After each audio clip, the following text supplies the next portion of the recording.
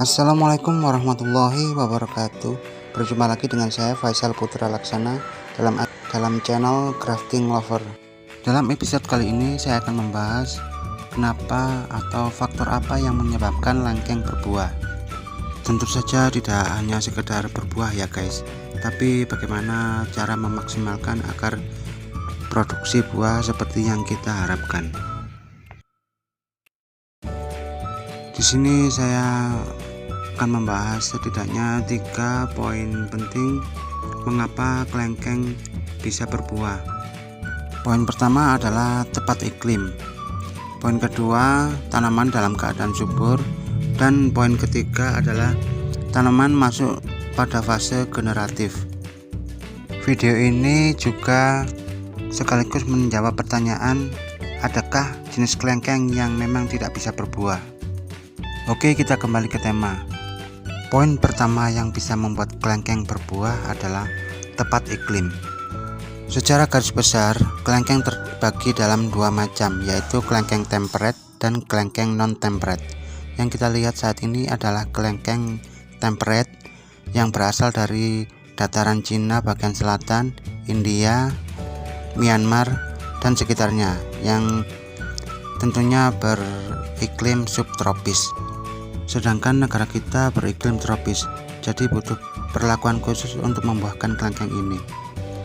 Dan ini kelengkeng jenis puangrai yang berjenis non-temperate. Kelengkeng ini dapat berbuah alami tanpa perlakuan khusus, cukup dengan pemberian pupuk, sinar matahari, penyiraman, dan telah masuk pada masa generatif, maka kelengkeng ini akan berbuah secara alami. Berikut adalah tanda-tanda umum bagaimana cara kita membedakan kelengkeng non-temperate dan kelengkeng temperate. Kelengkeng non-temperate biasanya daun relatif kecil, daun terlihat tebal, dan daun tidak menggantung, serta dapat berbuah alami tanpa perlakuan booster. Sedangkan untuk kelengkeng temperate ditandai dengan daun lebih panjang dan lebar, serta terlihat menggantung dan tidak bisa berbuah alami di negara kita Indonesia yang beriklim tropis. Jadi pembuahannya harus dengan booster kelengkeng. Berikut ini adalah jenis-jenis kelengkeng non-temperate atau biasa disebut kelengkeng dataran rendah. Di antaranya adalah puangrai, mata lada, aroma durian, pimpong, diamond river, mutiara, kristalin, kelengkeng merah, dan lain-lain. Sedangkan untuk kelengkeng temperate atau dataran tinggi, diantaranya adalah puangpet, itoh, firni, new crystal, kinglong, giant longan, dan lain-lain. Oke, sekarang kita masuk pada poin yang kedua. Bagaimana faktor apa yang bisa membuat kelengkeng bisa berbuah? Faktor kedua ini adalah kesuburan atau kesehatan tanaman. Dalam menjaga kondisi tanaman agar tetap sehat, setidaknya kita harus memperhatikan 5 hal berikut. Pertama, pengairan. Kedua, pencahayaan. Ketiga, pemberian nutrisi. Keempat, pH tanah. Dan kelima adalah menjaga tanaman dari serangan hama. Baiklah, saya akan menerangkan kelima hal tersebut secara padat dan ringkas. Pertama adalah pengairan. Pengairan kita lakukan jangan terlalu berlebih dan jangan pula terlalu sedikit. Pengairan atau penyiraman ini bertujuan untuk menjaga media tanah atau media tanam tetap lembab agar tanaman tidak kering ataupun layu. Poin yang kedua adalah pencahayaan atau paparan sinar matahari. Tanaman kelengkeng butuh setidaknya 7-8 jam per hari full sinar matahari. Poin yang ketiga adalah pemberian nutrisi. Pastikan pemberian nutrisi ini secara teratur yang mengandung unsur hara makro dan mikro. Unsur hara makro diantaranya unsur N, P, dan K. Unsur hara makro adalah unsur hara yang dibutuhkan tanaman dalam jumlah relatif banyak untuk menjaga pertumbuhan tanaman. Sedangkan untuk hara mikro adalah unsur hara yang dibutuhkan tanaman dengan kadar yang relatif sedikit, atau mungkin bisa juga bagi kita sebagai multivitamin. Yang keempat adalah keadaan atau kadar pH tanah atau kadar keasaman tanah. Yang kelima yang tidak kalah penting adalah menjaga tanaman kita dari serangan hama. Setidaknya ada 3 macam pestisida yang saya gunakan. Pertama, insektisida atau obat anti serangga. Cara aplikasinya bisa dispray. Yang kedua adalah nematisida atau obat anti cacing.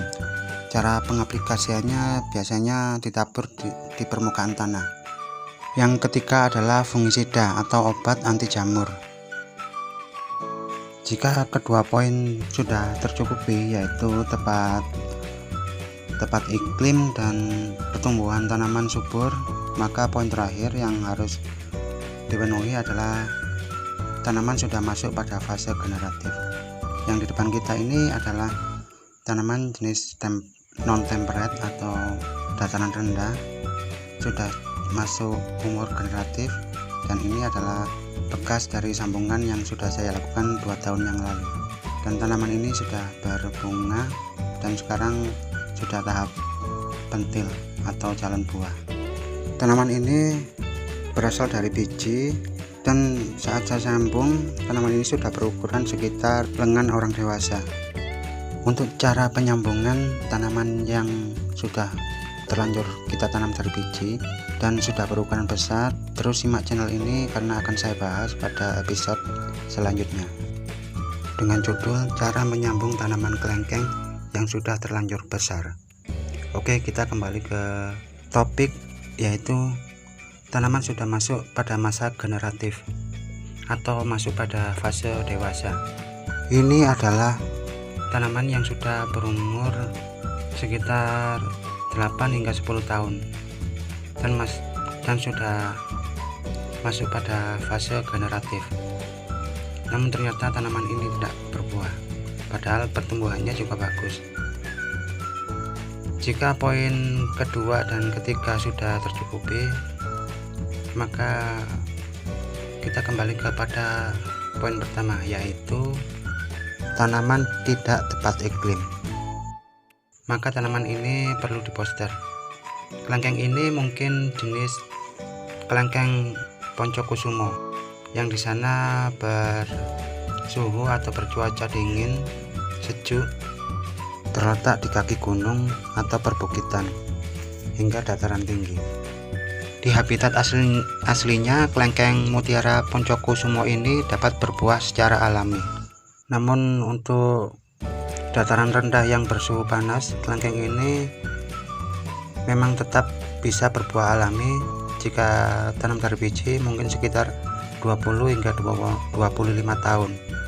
Dan untuk hasil grafting mungkin sekitar 10 hingga 15 tahun. Tapi untuk tanaman kelengkeng temperate yang sudah kita bahas di sebelumnya, tidak akan berbuah sebelum ada perlakuan booster. Fungsi booster di sini adalah memberi stimulasi hawa sejuk atau hawa dingin pada tanaman kelengkeng. Jadi tanaman kelengkeng jenis apapun, varietas apapun, sekalipun itu dari biji, jika pertumbuhannya cukup subur dan masuk masa generatif, dengan perlakuan booster ada kemungkinan besar bisa berbunga atau berbuah, sekalipun tanaman kelengkeng itu ditanam pada dataran rendah. Jadi kesimpulan saya pada video ini adalah tidak ada jenis kelengkeng yang tidak bisa berbuah. Sekian video dari kami. Terima kasih sudah menonton. Jangan lupa like, subscribe, comment, and share. Wassalamualaikum warahmatullahi wabarakatuh.